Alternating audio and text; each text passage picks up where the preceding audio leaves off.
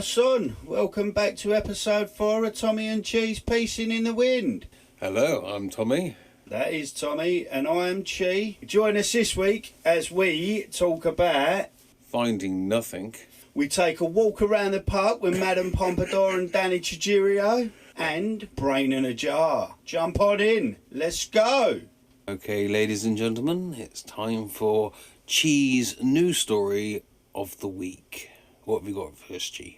Satellites monitoring invisible hazards on Earth is prime example of India's galactic private space industry. Satellites monitoring invisible hazards. Do they explain what an invisible hazard? They do, but that's really boring. I just want to get past the wording because we all know I'm a browser. Yeah?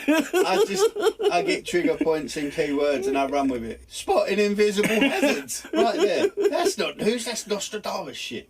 How do you spot an invisible hazard? Their definition is quite scientific and sensible, but I was just thinking, story-wise, invisible hazard. I love it. You're probably going to want the real sort of how you spot an invisible hazard. And like I said, it's boring. This is off of Sky News. It's hyperspherical satellite cameras can detect invisible gas leaks, crop diseases and infestations, health of crops and soil, underground oil leaks, or the moisture contact in a forest that could potentially light up. Okay, that's quite intelligent and It is intelligent. It's quite interesting. Why the fuck have we got to send things to space to see what's happening on our own planet? You can't see the width of the trees down here, can you? But surely you could make that shit a bit more portable than sending it to the fucking solar system. Just to see what's happening by where you It's sit. only a few miles up. Yeah, but why keep sending things up? Just carry it where you got to go. We don't know where it is, that's the point. It could But be yeah, anywhere. Wish I had more of a news story. I haven't. I just literally went over the titles and that got my brain going again with thinking. We know I think too much lately. And this is what happens when I do think. But yeah, to monitor invisible hazards. Just those three words put together just made me laugh. I can see how that would have happened. But increasingly, we seem to send more stuff to space to do things on Earth than we actually do on Earth. Do you know how much shit is up there? A lot. I know that's not a scientific figure, but a lot means a lot. It's a shit ton, mate. And it's going to cause a problem soon. I mean, some of the stuff is like a wrench that was accidentally dropped by someone on the, doing a spacewalk. Shit like that. How do you drop a wrench in space? Well, you just let go of it. You just put it down, forgetting there's no gravity. It just floats away. Just again. Shit. Again, listen to your words. You drop something without gravity. Why is this rubbish all not floating off to other galaxies then? Is it to do with the gravity? Technically, on the space station, for example, they do actually have gravity. But what they're actually doing is falling constantly. It's a good thing there's a spaceship underneath them to keep them there then. Oh no, because they're so high up that they keep falling at an angle, but they're so high up they keep missing Earth constantly. Oh, that's quite lucky. Yeah, well, they I think a lot of space and stuff in space has got to be more blaggy. Because it's all theory until you put somebody up there in the situation. It's like, oh yeah, you'll be able to breathe in this. No, I've done all the calculations. Oh, myself, I've never actually been to space, but from the maths, I understand this. A lot of it has got to be blagging. Like the first person that invented a spacesuit, when they came back down, must have been so fucking happy that it all went right. Because they were basically going, no, this will keep you alive in this temperature with this amount of oxygen supply and the glass won't shatter. They really put a successful string of blags together there. The first person in space, Yuri Gagarin, he was a Russian. Hey, comrade, you're going to space. Yes. Thank you very much. You got to imagine the fucking stones on that guy. Well, yeah. But imagine how light they were in space. It must be a lot of blagging when they come up with all this shit. Because unless you've actually been there, you don't know it's going to work. Even the day that they figured out they could send somebody to space, bringing them back was a total blag. It was hope. Don't try and be one of the people that invented it. Go, no, I used all the science. I knew this was going to work. You did not know it was going to work. No. You knew you could send somebody to space, but bringing them back was complete fluke. Well, they knew they could do it in theory. You didn't have a bit of rope to tug them back in on. It was a blag. Yeah, theory. Theory is blagging. Yeah. Theory, Well, kinda, theory yeah. is blagging based on possibility. It's not like they're just having a bit of a guess here. It's pretty, No, you know... I'm sorry, it was a complete guess. Yeah, we know more about space now, but I'm talking about when we first did it. It was a blag. It couldn't have been anything else then, mate, because, like, gravity, you think you know it, but you only know it to a certain part of space. That could have all gone haywire from that point. Yeah, once they got there, that could have all gone terribly wrong. I think if you haven't got to the weird bit of space travel, when you go to near the speed of light, if you go fast enough, you suffer time dilation. So imagine you were in a spaceship, and I was sat here, and you travelled 4 light years away and back near the speed of light. For me, years would have gone past. For you, it would have been months. Some straight up flight that navigator shit. Yeah, exactly. It's time dilation. Compliance. Yes! Ah, brilliant. That's Einsteinian theory, which has always been proven right so far. So time dilation is a thing. So it's very, very weird when you travel very, very fast. What's space. really weird then is that we ain't planet in the ape none of this shit. Because Yeah. one of our space people should have come back to a completely different society. Well- Or should have come back really old.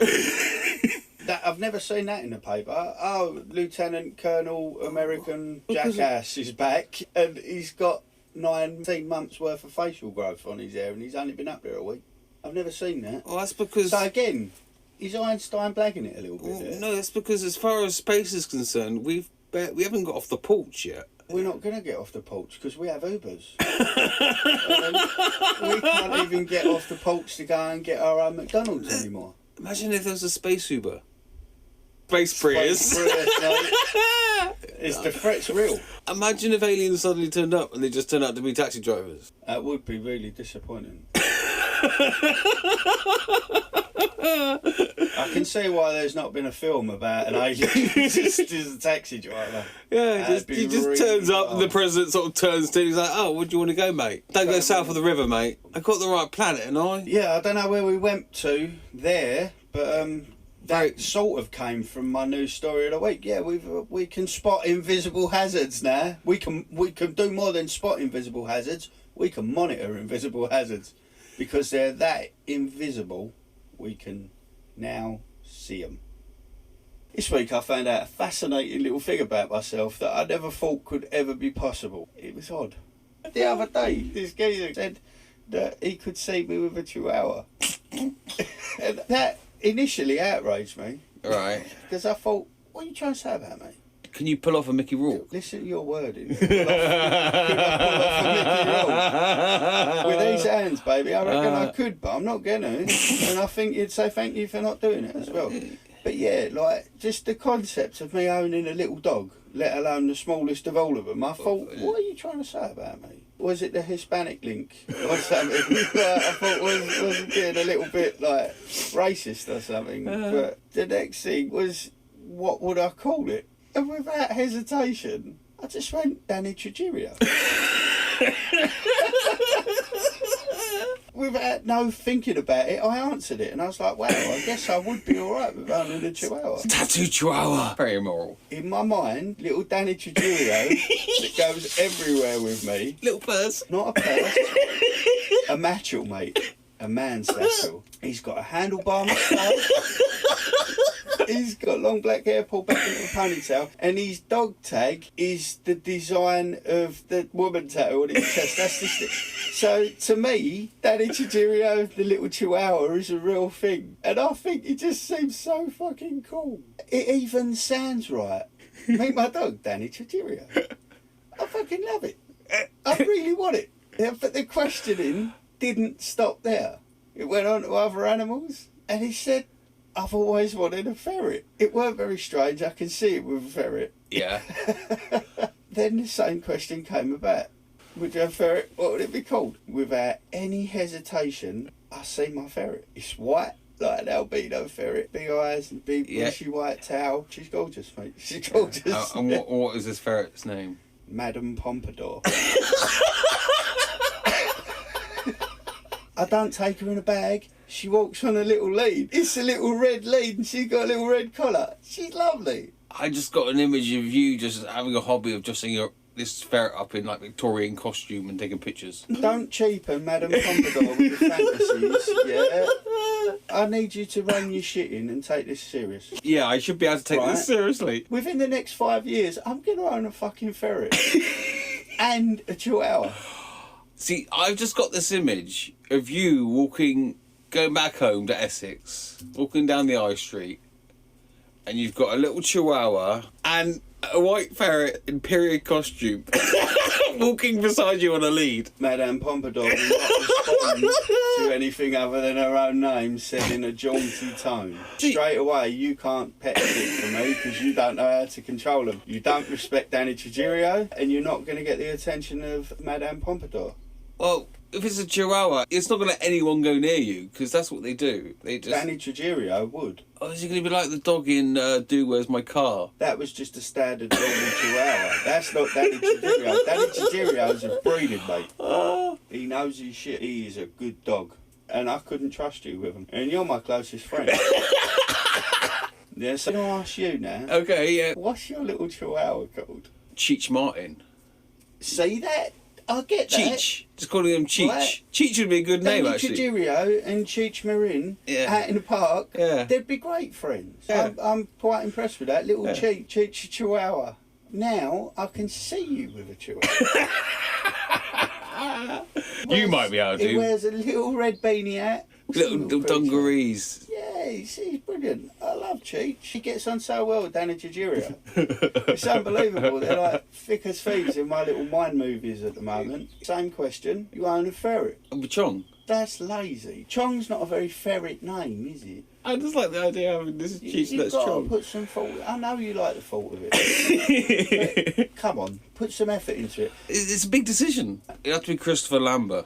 Christopher Lambert. Yeah. I love that. That's well good for a ferret. He's French, obviously. Your ferret, Christopher Lambert. Yeah. And he is French. He's a French ferret. You own a French ferret called Christopher Lambert. The Highlander. Yeah, but it's brilliant. I love that. Yeah. Christopher Lambert. And Cheech Marin. Yeah. In the park. Yeah. Madame Pompadour. Danny Tregerio. Madame Pompadour, I love it. It's brilliant, mate. Who'd have thought the prospect of owning these tiny little animals now? It's such a joyous thing. So I thank that geezer for that question. This week, I've learned that I want a chihuahua called Danny Tregerio. And I couldn't be happier. I believe you for 100%. The little smile on your face when you think about Danny Tregerio. My Danny head Tregerio. is in such a fucking happy place, mate. Like, I don't want to make this sound all gay and all that. But I'm so happy at the moment because my head vision, it's me and you. Skipping down the road. It's a lovely day. We're over the boating lake or something. I've got little Danny Tregerio in his matchel. Madame Pompadour's on her red lead. Yeah, with her red collar. She's got a big bushy tail. She's really happy. Yeah, she's sort of not walking. She's doing her little ferrety hop thing. She loves a little bit of hopping when she's happy. You're walking along, we're sharing a joke. Got little Cheech Marin. He don't need a lead because he's so passive. He's brilliant. He just walks everywhere. And then on your shoulder, like a parrot, you've got Christopher Lambert. They're loving it. Like, it's so good. We stop, we have a cup of coffee. It's a great image. Loads of people come over. Oh, what's your dog? Oh, it's Danny Tregerio. Cheech Marin. Oh, meet Madame Pompadour and Christopher Lambert. What a great image. I hope that comes real. You never know. You really don't. Tommy's thought experiment of the week. So, mate, what you got for my brain this week? This one is called Brain in a Vat. It's a great title, isn't it? Imagine a mad scientist has taken your brain from your body and placed it in a vat of some kind of life-sustaining fluid. Electrodes have been connected to your brain, and these are connected to a computer that generates images and sensations. Since all your information about the world is filtered through your brain, this computer would have the ability to simulate your everyday experience. If this was indeed possible, how could you ever truly prove that the world around you was real and not just a simulation generated by a computer? Who cares? So this projects... It simulates your life. What, it simulates my day-to-day life, or am I... Well, it doesn't I thought I was connected to a computer. You are.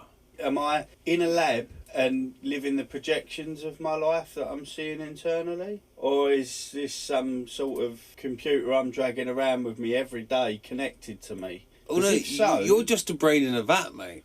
You're not moving anywhere. Ah, right. I was thinking 3-dimensional. You're just a brain in a vat with some electrodes attached to it. And this computer is basically telling your brain that you're living your life. How would you know you're not just a brain in a jar living a simulation? I'm going to have to be blunt. Of course you're a brain in a jar. That's why this question doesn't matter. I've got no ears. You can't tell me the answer. To me, whatever it is real. I've got no eyes. I've got no ears. I've got no sense of smell. Well, the thing is, because all those things you mentioned, your hearing, your smell, your taste, your sight, that's just all electrical impulses generated to your brain. So if a computer can simulate that, would you know? How would the computer know? The Matrix. You know, that's the easiest way to explain it. Yeah, but it's a bit different. They were whole. Just a brain in a jar. Yeah, they could get up and go on and live a life of choice. When you're a brain in a jar, choice is limited. No, you're a brain in a jar, mate. But you wouldn't know, would you? No, and I wouldn't know if it was real or not, even if you told me. Well, I mean, assuming that this is all possible, there's still one flaw, how you could tell between a brain in a jar and being a normal person. Wait up, I'm confused. So am I the brain or am I a simulation of the brain? Is that now the question? No, it's posing, are we sitting in talking to each other in reality? Or are you actually a brain in a jar experiencing a computer simulation? Who cares? Your brain in a jar. Yeah. You're never going to know. I would be so pissed off. The computer could have given you any fucking life. I could have been a billionaire, but it gave me this life. There's no point getting angry about it. You're a brain in a jar. Be thankful for this life, mate. If anything, it should put better perspective on this shit show. It really should. Faced against our own personal realities, mate, a brain in the jar is quite a bleak outlook. That's going some in this shit. The thing is, if you're a brain in a jar, I might not even exist. I might just be a computer program. Now that just makes me a very lonely brain in the jar. No, it's a bit silly. Brain in the jar. This sounded so good. It really sounded like I was ready. And it's just been an anticlimax. I mean, there is a thing in quantum physics. There's a distinct possibility we could all be living in a computer simulation. But none of this is real. Like, we don't need an experiment for it. It's a movie. It's called The Matrix. That is a legitimate fault in theoretical physics. Yeah, but it's also very silly. It's a possibility. We can't prove it either way. Pain's got to be proof that it's real. Why would you want to simulate pain? Life's too real to ever be a simulation. There is one thing I think you couldn't simulate. Hormones. Pain is literally your nervous system sending electrical signals to your brain. Hormones are chemicals. That's like your body produces. Adrenaline, anger, lust, sexual feelings. These are all chemicals produced by your body, not your mind. I just think this fake reality program life we're all living, we could have done a lot better. It is a pretty Life's shit. too real. If this is a simulation, it's a pretty shit Life's one. too real to be a simulation, mate. In all these fucking films about simulations, nobody ever stopped to program crippling debt and rent problems. We're too real a program to ever be a program. The one programmed value-added tax. Yep. No one, right. Alright, you let it slide. You take the pain. Yes, we program pain. Your theory's shot, Chino. We're too stupid to ever be a program. We really are. We would have eliminated all of this shit in our programming. It would be a utopia. Maybe humans can't handle utopia. Ooh. Or maybe humans would like a fucking choice. Because we could really have trouble handling this fucking shithole. I thought this was going to be a real good one, but I feel a little bit let down by it. Yeah. I don't even know what I was being asked. It's essentially asking, what is reality? Anything that's real. But what's real? What the program tells me is real. Don't you know nothing about this game? Honest, mate. I've learned we're all in the Matrix. We're not just brains in a jar, although I could be brain in a jar. You could be floating around in a little jar on someone's shelf thinking you're making a podcast. Very interesting. Brain in a jar. Tempest Fugit listeners, unfortunately I'm very sad to say that is all the time we've got for this week. Oh. It's sad, I know. But anyway, I hope your time with us hasn't been sad. It's been enjoyable. You've expanded your mind. You've learnt some new things. You want a ferret called Madame Pompadour? But anyway, we'll be back again to chat more shit soon when we can think of some, because after all, we are full of it. So from my friend Tommy, it's... Toodle pip to you. Toodle pip, very British. And from me, I'll just say, see you later, mate.